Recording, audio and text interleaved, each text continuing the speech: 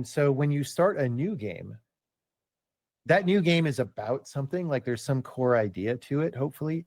Maybe it's just a fun game mechanic. Like I'm going to make a tactics game where the combat's interesting, and like maybe I like XCOM, but I want to make it different. Like that's a very game mechanical reason, but that's still good enough.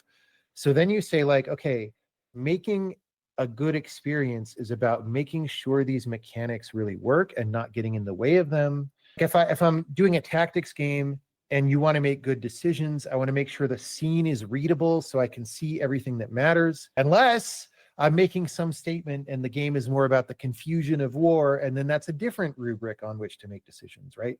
But whichever one of those things you pick to start with then becomes your basis for making decisions going forward. And so sometimes it's game mechanical like that. Sometimes it is not. Sometimes it's more philosophical. So like in The Witness, there is a core idea to the game that I won't spoiler, but there's a core idea behind the game that is sort of prior to mechanics a little bit. It determined the mechanics, but it's more fundamental than that. And that drove all the decision making in the game.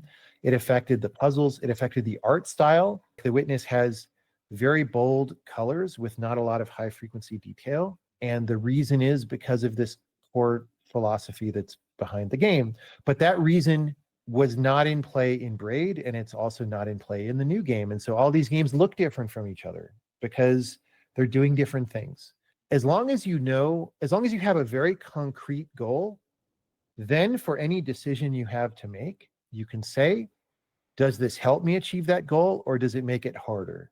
Or is it orthogonal? Very few things are completely orthogonal, but you could be like, is it mostly orthogonal? And then once you have that, that helps you make your decisions. And it doesn't only help you make the decisions in an intelligent way, but it helps you make a set of decisions that globally are coherent with the point of the game.